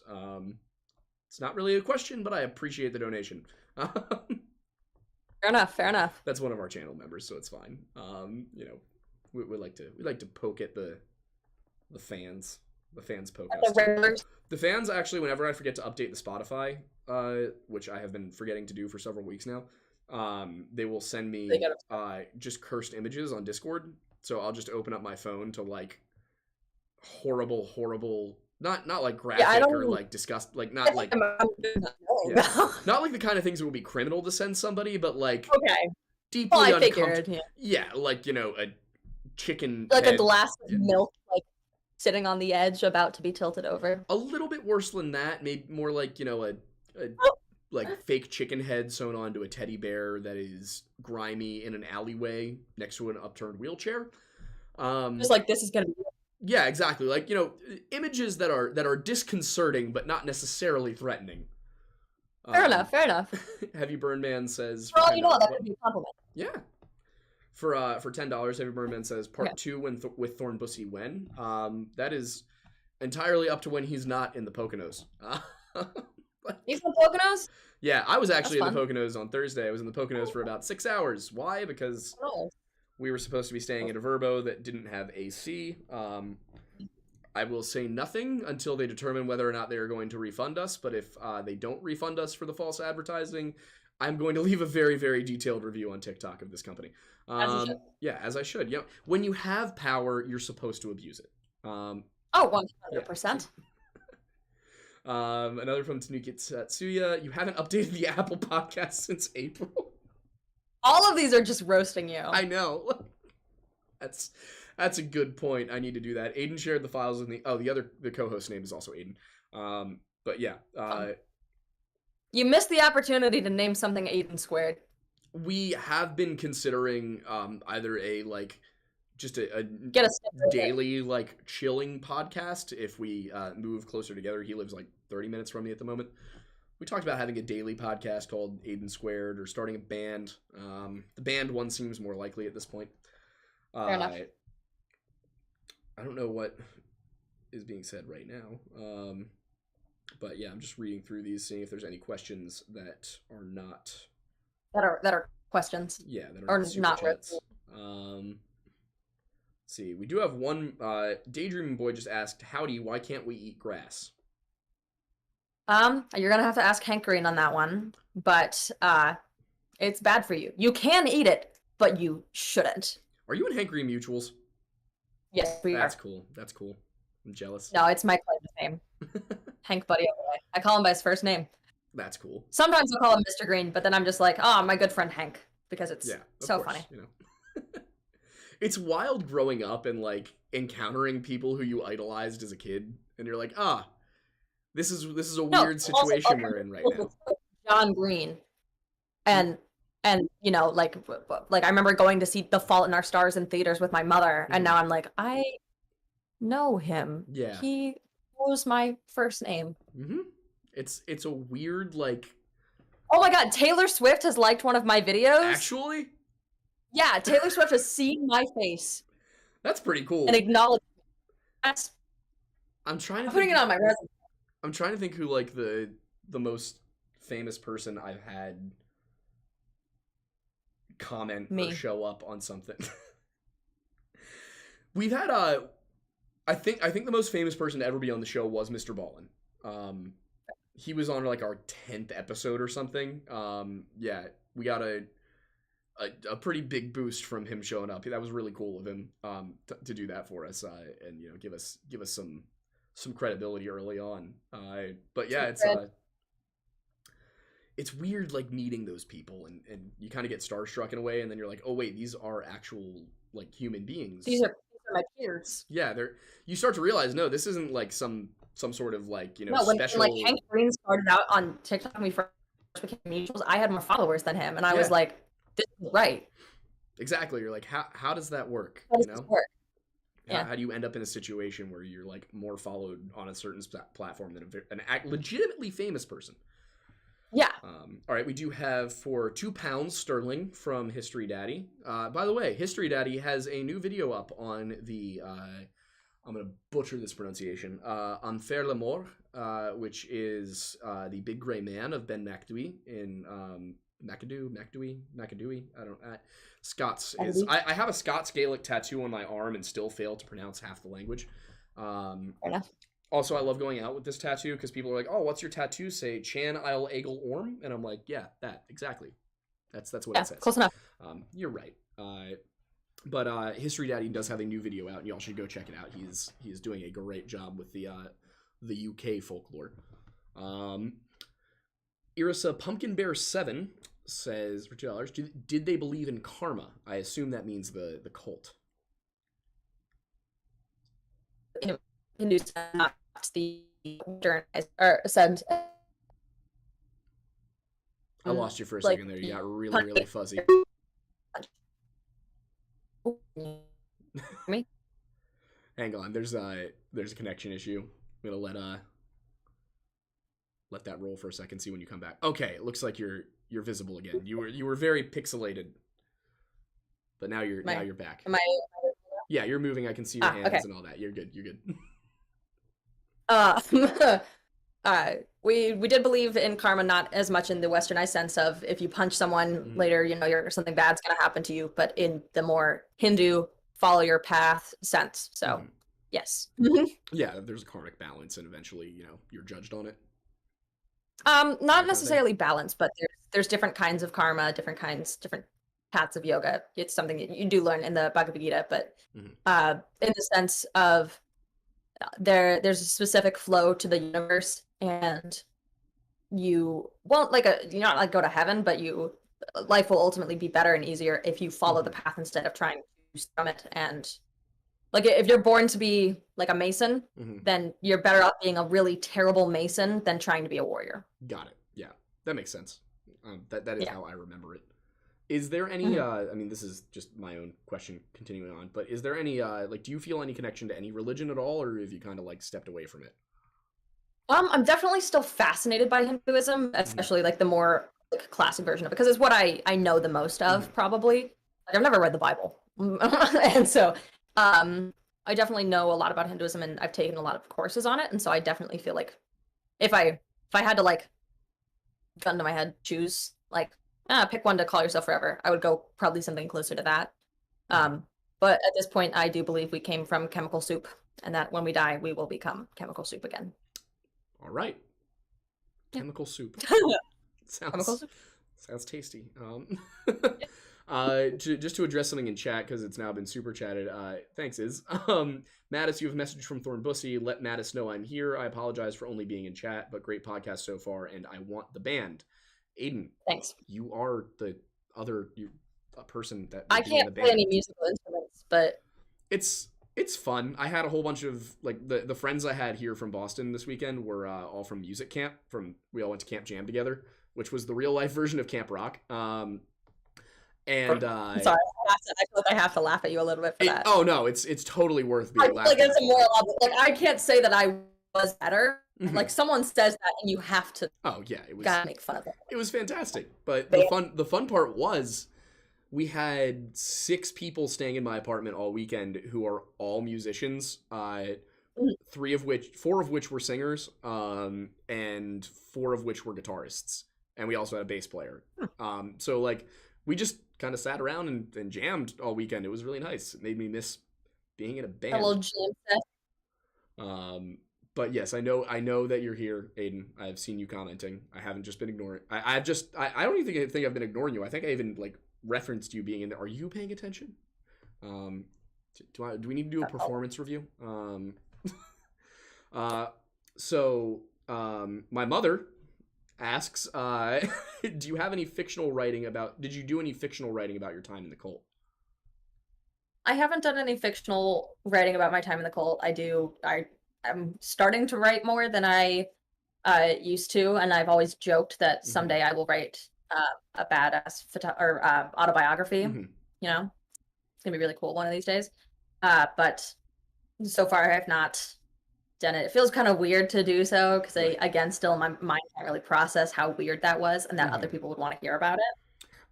I can guarantee you, I think other people would want to hear about it. Yeah. It's, but at the same time, it is the kind of thing that, like, that was writing a book is a lot of work. It is a lot of work, and it's also a very personal experience, and in going through it, and, you're going to be digging up memories, and that's not necessarily going to be the easiest thing in the world. I think a lot of people kind of assume that, you can just sit down and write about that stuff, but it's hard. And, like, when I work stuff into my stories that's, like, personal for me or related to a personal experience, I feel that while I'm writing it. It's writing is a deeply intimate experience for, like, your own mind, especially when you're doing an autobiography. And I just have terrible grammar and spelling. It would be a long process. Yeah, that is one thing I've discovered working in the professional world again, is like the number of people who are as literate as English majors is very low. Like, I didn't realize that I was actually just surrounded by very, very good writers. Like, I just thought that was everybody, and we were all getting a joke of a degree. No, writing is hard. It is a garbage fire. We have multiple people in the chat saying that they would absolutely buy the book. So if you ever do decide to do it, you have a market for it. Wow. Let's see. Spencer N asks, "Howdy, what are your favorite courses you're taking in college?" So far there's I don't know if I'm allowed to say the word. We'll call it intimacy psychology. The physical act of technically creating a child of psychology. Okay. Which one way to phrase it. That one's okay. That's a legitimate scientific term. You're allowed to say sex psychology or psychology of sex. Okay, sex psychology, or the psychology of human sexuality is a fascinating class, and it's what I'm going to be studying. Is specifically the psychology of sex. Sexology is a field, and so that's definitely been one of the most fun classes. And I have learned the most bizarre things, and it's amazing. It really is the because classes. I call myself a STEM major, but then be like, I learned about STDs today. Yeah, exactly. Like, it's always like the classes that sound like they're going to be kind of like uncomfortable that end up being hilarious to be in. So fun. Oh my god, no. And my professor was the most hilarious woman in the world. It was my favorite time. I took a 302. It was a seminar. So it was like a class of like 15 people, and it was just called Vikings. I love that. We just talked about Vikings for an entire semester, and the project was the final project was like to come up with. Talk about Vikings. Yeah, you were allowed to just write a paper, but it was supposed to be more of like a project proposal of some sort. So I wrote out the outline for a mini series on Harold Hardrada. Like, that was what I got to do. It was so much fun. I loved that class. That class is also the one where it was like one of the longer ones. It was probably an hour 50 or something like that. I don't remember the exact amount of time, but we had a break in the middle of it, and that was the class where we walked out in the middle, like, take a stretch, grab a drink of water, and another kid from the class walks out and looks at me, and he goes, he goes, "I know what you did." And I'm like, "Kevin, what did I do?" And he's like, "You know what you did." And I'm like, "Kevin, what did I do?" And he's like, he said something that was supposed to be really threatening about like me getting what I deserve or something, and then I find out like on Instagram 20 minutes later that a couple of my friends had put up posters of Kevin and a bunch of his friends accusing him of being neo-Nazis, and Kevin thought it was me. Which, granted, Kevin was a neo-Nazi. I mean, was he a neo-Nazi? Yeah. Oh, yeah. 100%. Oh. 100%. Yeah. He thought it was me, and I was like, Kevin, the posters went up while I was sitting 4 feet from you, dude. Like, what are you talking about, man? Yeah. Oh my god. Like, college was wild. I miss college. Yeah. Let's see what else we got in here. As a person with a literature degree, Aiden is correct. Yeah, that's. Can I tell one of the really awful jokes from my psychology class? But I promise, like, I won't say any more. I'm not supposed to. Go for it. Okay. Our professor was talking about. We were talking about the history of sex and how it's evolved in society, and specifically, there was a craze, I believe, in like the 70s, 80s, where douching became very popular for both men and women. Which is where we get the term douchebag. But oh yeah, all right. No, it was for everyone. It was for cleanliness, hygiene. But it became very popular, and she was describing it to us, and she's like, yeah, they even had like different colors and different flavors for you to choose from. There was grape, there was blueberry, and there was strawberry, but people didn't like that one because they kept getting seeds in their teeth. Think about it for a second. Let it process.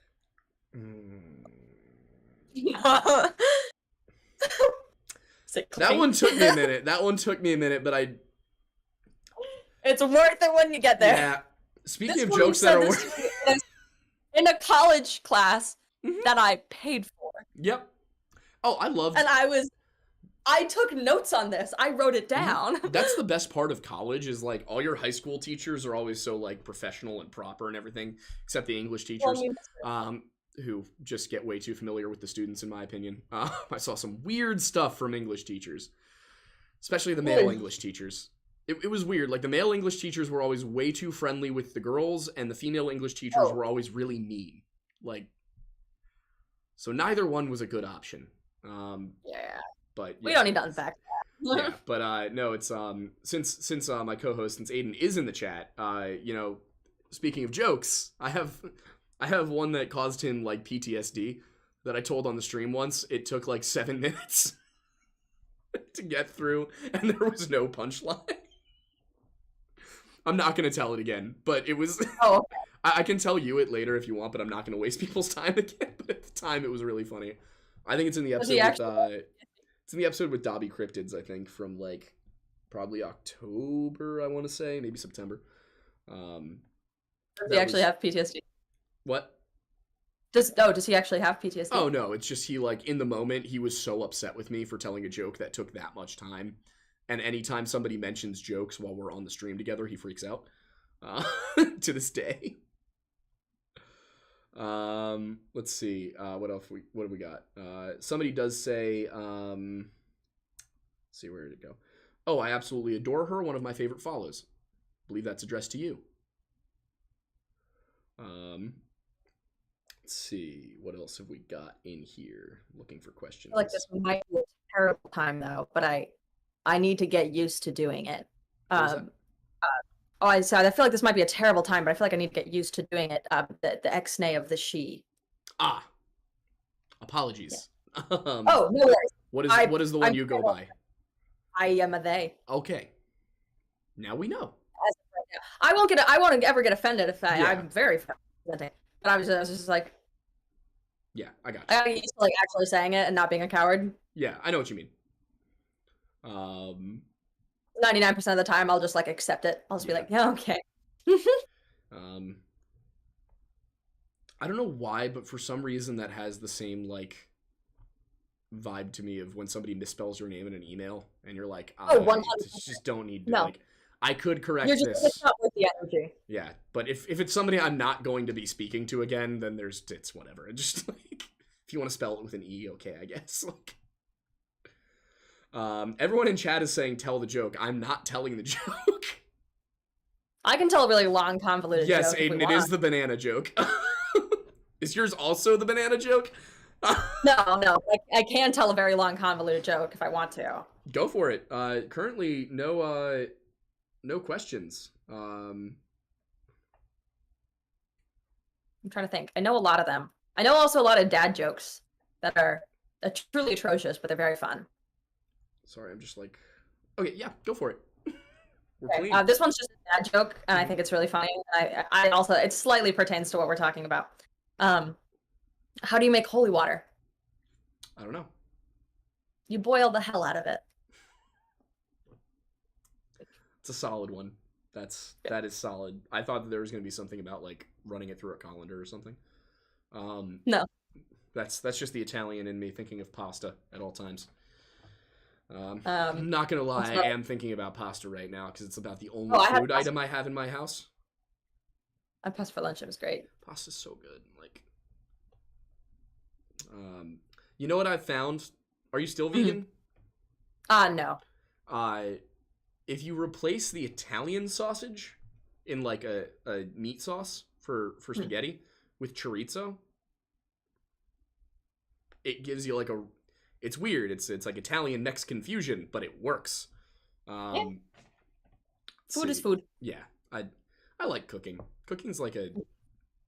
It's one of the Oh few my God. things where you get to immediately appreciate your art. We're looking for questions. Yes. Recently I was just on a road trip with my friend, and I just came up with it started from the trend that you found me from of he's a 10 but Mhm. and then you describe something. Would you like to go through a couple while we look for questions? Sure. I'd love to hear your opinion. She's a 10, but you can tell that she's only a flat earther to piss you off. Like, she says she's a flat earther, but she's only doing it to annoy you. But you can't prove that she's not actually a flat earther.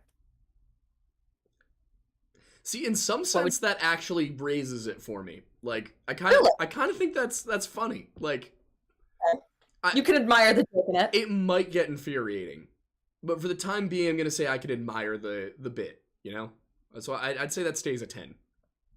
Okay, fair enough. She's an 8, but she's weirdly close with her brother. Like, weirdly close. Yeah, I'm gonna drop that to like a 3. I don't know if you've seen the movie That's My Boy, but that is the premise of the movie That's My Boy. Like, I haven't seen it, but I know of it. yeah. I gotta find a good one. Kellen Data for $5 says tell the joke. Not telling the joke. Okay, that's good. All right, fine. I'll tell the joke. Okay, so Listen. All right. I'm just gonna stare dead at the camera. So there's this guy, right? And he's a train conductor. You know, he runs the trains, and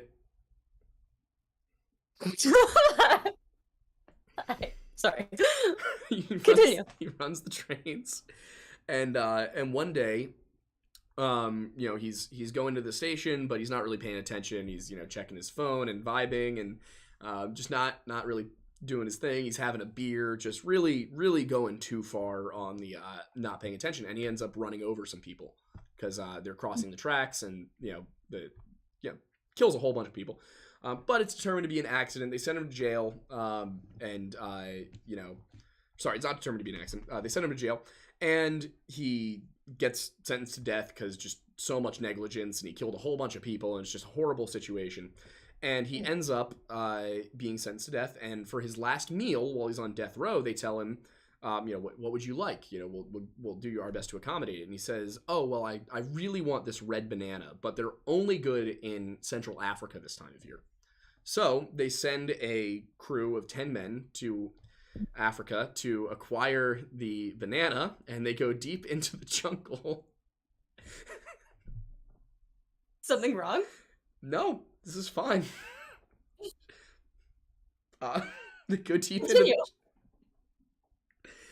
They go deep into the jungle, and they cut through with machetes through like all sorts of like vines, and just really intense struggle to get there. They find the banana tree in the center of a clearing, and the second the first person touches the banana, they're attacked by just a swarm of chimps, and I'm just honestly impressed at this point. They're attacked by a swarm. They're attacked by a swarm of chimpanzees. They tear everyone limb from limb except one guy who makes it back. He gives the red banana to the conductor, and he says, you know, we lost a lot of good men getting this. I really hope it was worth it. And he says, oh, it is. And he eats the banana. He sits down in the electric chair, and they throw the lever, and nothing happens. He's totally fine. And so they say, all right, well, you know, the fear of death was enough punishment. We'll let you go. Very interesting legal system in this country. And then following that, he gets a job again, but this time it's just a trolley. They don't put him on any trains or anything. They're not putting him anywhere near something that powerful. He just gets a trolley. But, you know, being the man he is, he manages to, once again, there is a hat on the bottle. He manages to once again kill a whole bunch of people while driving the trolley because he doesn't obey a traffic light. And they send him back to jail, and you know, whole trial, and they're like, I can't believe this happened again. You're sentenced to death once more, and we're just going to get it over with. No more waiting. What do you want for your last meal? And he says, well, you know that red banana I got last time? I really, really want another one of those, but they're only good in Antarctica this time of year. And you can only find them at the South Pole. So they send an expedition of 100 men down to the South Pole, knowing that they lost people last time. They reach it, and hanging from the pole itself is a red banana. Yeah, exactly, right? Convenient. So convenient. And one man goes to grab it, and the second he touches it, they're just assaulted by a swarm of penguins. Okay. And so many penguins that they just can't, they're overwhelmed. And only one man manages to escape, gets back, and he says, see, if I didn't know the bottle was under there, I would think this was a really interesting balance trick right now. Yeah. Like, yeah. Is the hat where the howdy thing came from, or was the hat a result of the howdy thing? The hat is a result of the howdy thing. Okay, that makes sense. I'll explain my lore later. Okay, sounds good. This is the Lore Lodge. So the guy brings the banana. He says, you know, we lost a lot of good men getting this banana. I really hope it was worth it. The guy says, yes, it's so worth it. He takes a bite, chews it, swallows it. They strap him into the chair. They throw the lever. He's just zapped for like 30 seconds, and nothing happens. He's fine. Gets out of the chair, and they're like, all right, well, there's no way you do this again. So the man gets a new job as the train operator at Disney, you know, on the little kiddie train that goes around the park. And once again, somehow this man manages to run over a whole bunch of children in his little train. It's horrible, horrific. And now there's no case. They're going to do whatever it takes to get this guy. So they take him to jail. He's on death row. He's awaiting, you know, his punishment. They say, what do you want for your final meal? And he says, I want the red banana again, but they're only good in China this time of year. So this time they spare no expense. They send 1,000 men to China, and they cut through the bamboo forests. They're really struggling and climbing and trying to get to the right spot. And finally they emerge into a clearing in the bamboo, and bam, red bananas. They set up a perimeter. They've got everything prepped. And they go and they touch the banana, and every single panda in China emerges from the undergrowth and just slaughters this army of men as they're trying to get the banana. And one man escapes, and he gets back to the U.S., he gets back to the prison, he gives it to the guy, and he says, you know, we lost 999 men getting you this banana. I don't know what it is, but it better be worth it. And he says, it's worth it. Eats his banana, sits in the chair. They throw the lever, it doesn't work. They throw the lever again, it doesn't work. They throw the lever a third time, and it still doesn't work. So they decide they've got to switch something, right? There's got to be something that'll work, you know? And so, but before they do, they ask him, you know, the warden goes and says to the prisoner, he says, I just don't understand. What is it about the red banana that helps you survive the punishment? And he looks at the warden, and he says, oh, the red banana just tastes good. It's just that I'm a really bad conductor. Heyo. So I think the real joke there is the U.S. prison industrial complex. Yes, true. But this is why I didn't want to tell the joke. It's because it's like, it's only fun for the person telling it, you know? Because like, I was enjoying myself. I don't know if you tell. I'm impressed that you have this many things balanced on you. Did you go to like gymnastics or something? Like what? No, I can just do this. Oh, dumb. Oh, boy, see, and there you go. You flew too close to the sun. But I mean, since you said the lore, how did the howdy happen? How did the howdy come?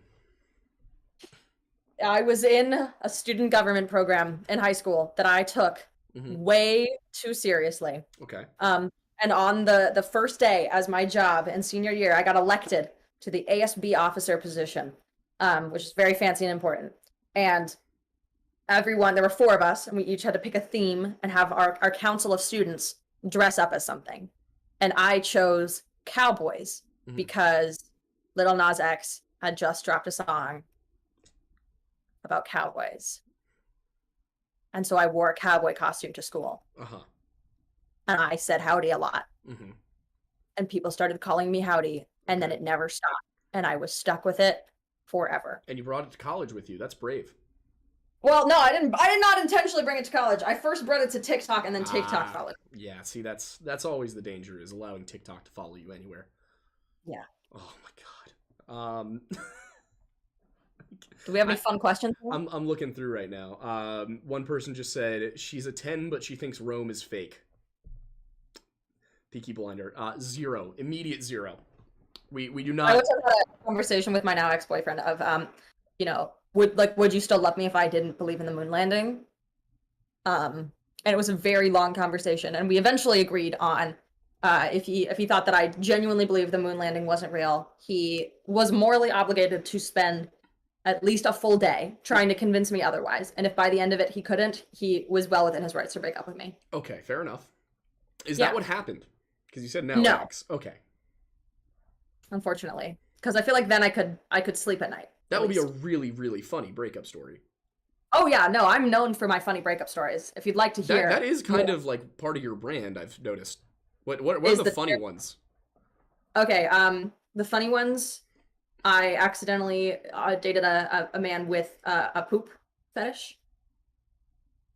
I did not know. I didn't know. Yeah, but I was like, I would have already been like a period of time, and then I found out, and I was like, are you kidding me? But my fatal mistake was being interested in the sense of, how did he figure that out? You know, of like. So you asked all the wrong questions. I asked all the wrong questions. He thought I was interested in the way that I wanted to participate, not like clinically wrong with you. You know? Right. You were going the psychology route. Like, how did this happen? No, literally. I was like, how did you figure that out? Like, what is it about that appeals to you? Like, what, you know, how does this work? And he was there sitting thinking, like, oh, great, now she's going to poop on me. No. Nope. Had you decided you were going to break up with him before the conversation, or was the conversation kind of like dating, but I decided, I was like, this is the last interaction, so I might as well get all the answers now. Makes sense. That would be my last interaction as well. Yeah, it was fun. Were there others, or was that just, you know? Oh yeah. We're gonna go through the timeline. First ever person was a necrophiliac. Do you know what? I'm assuming you know what that is. Yeah, I know what that. You really know how to pick them. I know. I have a great taste in men. It might have something to do with the cult. I would say that probably has something to do with the cult. Gotta have something. I think I just am more accepting of weirdness and bad at red flags because of it. And then number 2, cheated on me 6 times in 1 week. So this man got with 6 different people in the span of 1 week. And if it wasn't so terrible, that would be majorly impressive. That would be extremely impressive if it weren't awful. I struggle to be mad about it because I'm just like, how did you even pull that off? The man has game. Like, right? Yeah. I was like, okay. Valid. We're done, but wow. Should I shake your hand or maybe ask you to wash your hands first? But yeah. You're really having people hit you with stuff that's got like, it's so insane that I feel like that delays the recognition that that the relationship is over. Yeah, because I'm just like, what? And then there's the guy that carved my name into his leg. Yeah, that's rough. Yeah, it's not really funny. I mean, in retrospect, it's kind of funny because I would give any amount of money to know what the next girl said. Exactly, like that's a very permanent. Yeah. So did he? Do you want to know how long I dated this man? How long? A month. Oh boy. Yeah. And isn't that? Did he show you like he was proud of it? Yeah. We were on FaceTime while it was occurring. And he was just he was actively carving your name into his leg on FaceTime. I did not know what he was doing. Ah. I just was like, because it like was like looking at the ceiling or something, and I don't know, I guess I was like looking at memes or some shit. I don't remember it super clearly. I think I blocked some of it out. But I was just like, he just would like show me, and I was just like, oh, oh. And was that an immediate I would breakup? love to tell you that I immediately broke up with this man.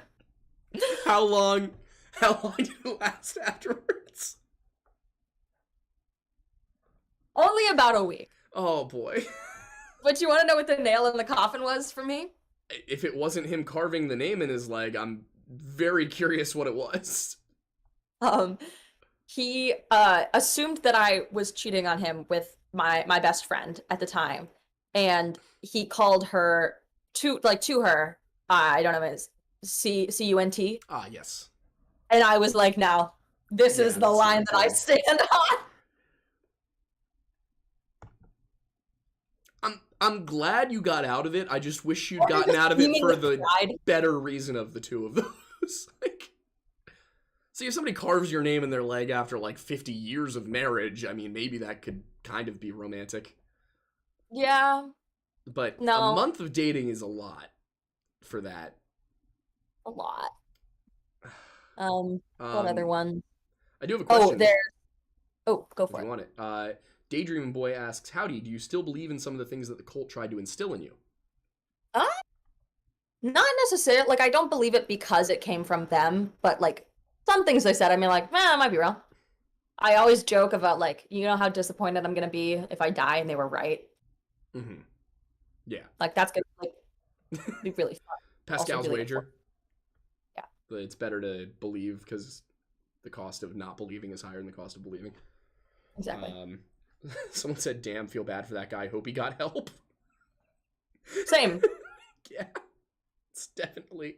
He was showing his artistic side. I need to show him my therapy bills because man has cost me a lot of money. Oh, Daydreaming Boy thought that you meant that he tattooed it, not physically carved it. No. It was a blade. It was a king. That's upsetting. Right? William James says, thank God I'm married already. You know what? You're right, Will. Like, Yeah. I Don't need to. also wish I was not single. This is terrible. Oh yeah. This is a horrific experience. All right, but you said more funny breakup stories. I'm trying to think of any that are funny and not just objectively sad. I don't know about that one. No, a lot of them are sad, but they're funny to me. There's the one that slept with my best friend. That's rough.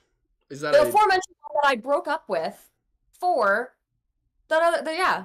Wait, the one that called your best friend the C word hooked That up best with your friend- best friend. That was my best friend. And they slept with, to be fair, Mm-hmm. he was my ex already at the time Mm-hmm. for a week, and then they did it. So it's like, Kind of an L on both of those people. right? You know? Although I but gotta it's be just- honest, the L is bigger on your best. Are you still friends?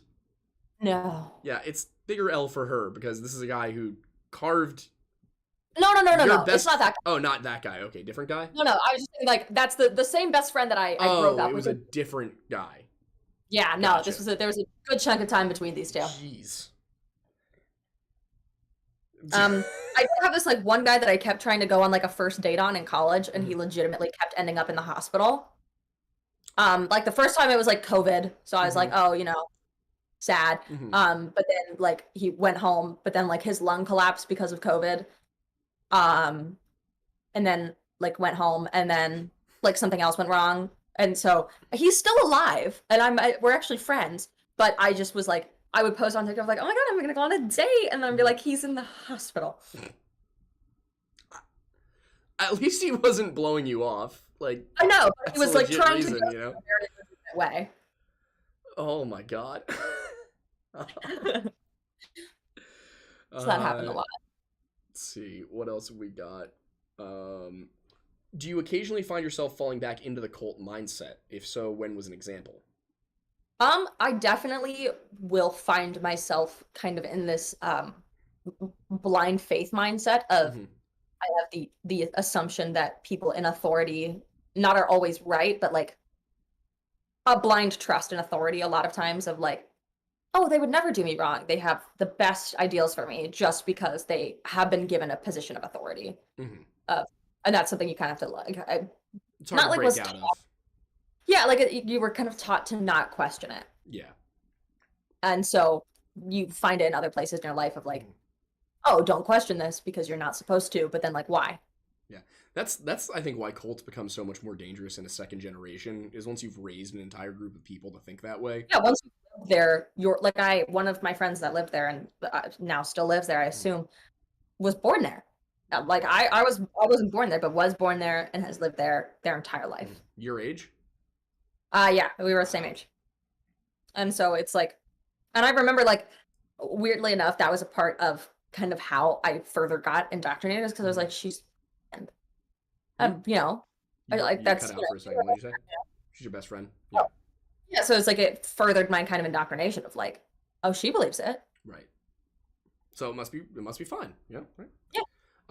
We are getting towards the end of things tonight, so if you have any final questions, make sure to send them in now, preferably as super chats, because otherwise I'm going to have to pick and choose. So Justin Lockridge for $5. Okay, so I got to ask a first question to you, Howdy. How much do you know about the like skinwalker side of TikTok? Oh, I know a bit about it. Okay, so are you aware of the term flesh pedestrian? Yes. Okay, that was me. Unfortunately. That was my word. Well, actually, it was a fan of mine's, and I popularized it. I want to give the credit where credit's due. But yeah. So the question was, do you believe that these things exist, or would you believe that this is a psychological phenomenon that people come up with to explain? I think that's definitely. I'm assuming you're familiar with the Mandela Effect. Yes. That 100% is fake. The human mind is incredibly infallible. We have terrible memories in retrospect and can be tricked ridiculously. Yeah. That being said, there have been numerous times where people have said things are fake that have turned out to be completely wrong. Of things that we have misconstrued or just things have gone wrong through the telephone line. And I think that there is so much on this earth that we do not fully understand that most things are possible. Like the number one conspiracy theory that I believe in, Bigfoot. Do you know, if you look at how much unknown wilderness there actually is on planet Earth and how many species we still discover all the time, it's like, maybe it doesn't exist everywhere and every single sighting. It's probably not true, but the odds of something like it being out there aren't zero. Yeah, I'm very much the same way. Like I believe that there's a lot of things that are possible, and that my argument with all this stuff since I started talking about it has been that there is very likely something real that is being retold. So whether it still exists or not, there was probably something a long, long time ago that people identified and recognized, and that's led to all of these things later on. The uncanny valley effect, us finding certain very specific things. People have often talked about like, what is the evolutionary purpose of the uncanny valley? Exactly. Why are we afraid of things that aren't quite human? Yeah. And I've had a lot of people try and explain it away as like, oh, well, it was just Neanderthals. And I'm like, no, because we bred with them, which means that we weren't afraid of them. So if I have Neanderthal DNA, then I don't think that's where it came from. What was that? Yeah. Then why would I be scared of it? Exactly. It wouldn't make any sense. And facially, they weren't. I feel like they weren't drastically different enough. Probably not. As far as we know, to cause that kind of fear. Yeah, when you think about like what it is, it's usually like elongated facial structure, like sunken eyes, sharp teeth, and very pale. Like those are the things that get us. Also, faceless things. I'm not comfortable with faceless things. We've been doing on Twitch. We've been doing a watch through of Marble Hornets, which is very old analog style, like found footage YouTube horror from 2008 or 9, I want to say. It's like early, and it was during the Slender Man craze. So we've been watching that on Twitch Tuesday and Wednesday nights, and just going through it together and commenting on it and how things have changed and how YouTube used to be. So if anyone's interested in doing the Marble Hornets watch through with us, I'll be back at that probably Tuesday. Um, It's a very weird interjection, but I just have this random video of my older sister who's very tall. And she wore a Slender Man suit, and I have a video of her scaring her friends, I love that. and it's so funny because she literally hid How in the tall is back. tall? She's 6'1". Oh boy, so she's tall. Oh yeah, I'm the shortest one in my family by a lot. How tall are you? I'm 5'6", 5'7". Oh my god.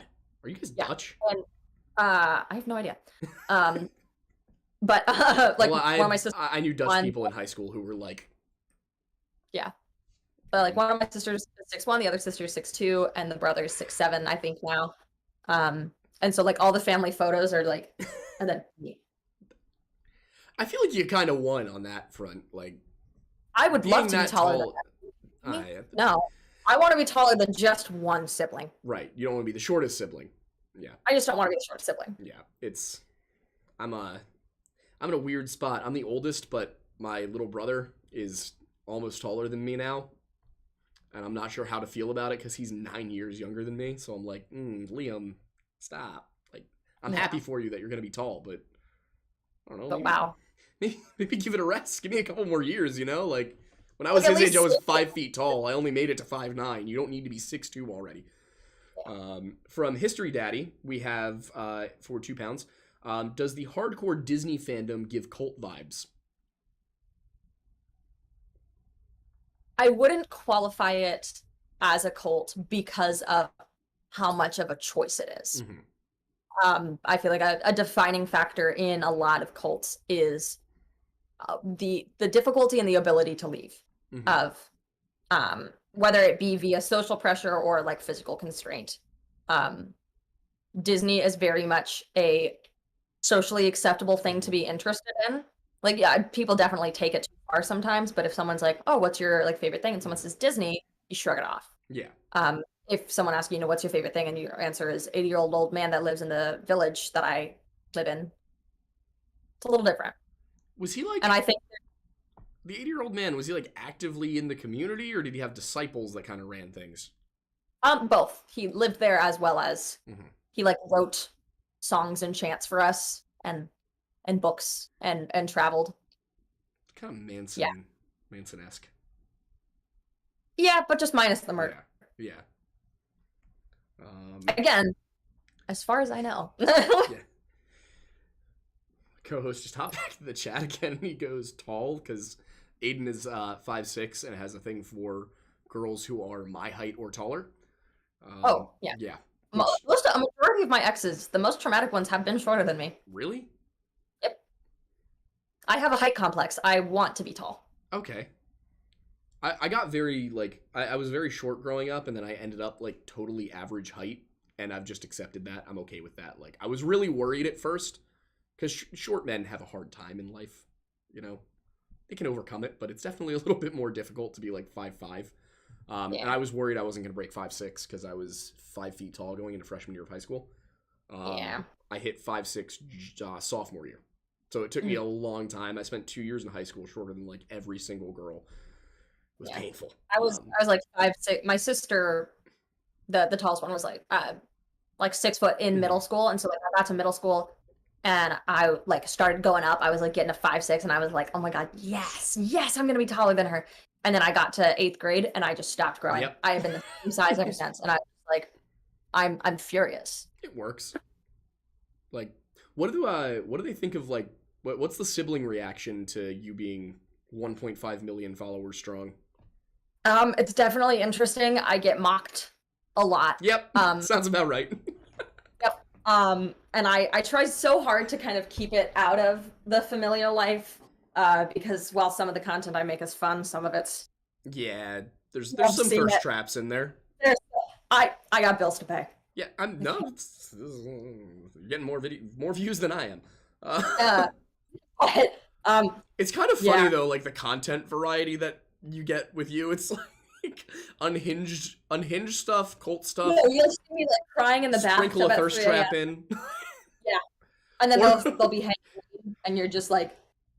The overwhelming vibe on my page is, are they okay? Yeah. Are they good? It's like this very attractive, mentally unstable person is interesting. Like that's the whole vibe. I loved the I was just crying thirst trap video. I was like, this is no, I literally was 10 out of 10. And I was like, it's a look. Yeah, it works. I got accused of thirst trapping exactly once. And it was just a video of like I literally like was going like this to show how tall something was, but there was a frame which it caught my arm looking like the lighting just caught my bicep right, and I was like, are you guys good? Like, how is this sexual to you? Like, anything can be a thirst trap. It really, if you try hard. It's insane. Like this is gonna end up on Reddit somewhere. Yeah, exactly. Oh God, I feel so bad for female creators, and I've seen some of the stuff that gets said on Reddit. I try not to talk about it because I'm like, I'm just not gonna. Don't give it any more attention. Exactly.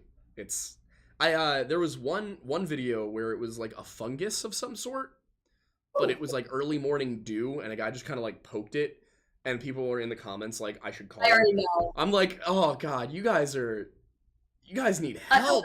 Any baking account that there's a pale liquid anywhere. Yep. Have you seen that account, Flomo Crafts? It's the cooking. They had one video that went really, really viral. It was the one where they were like, you know, when I make burgers this way, there's no leftovers. And then they like make weird, you know what I'm talking about? Yeah. Yeah. I found that account like 2 months before that video, and I had to suffer alone in solitude.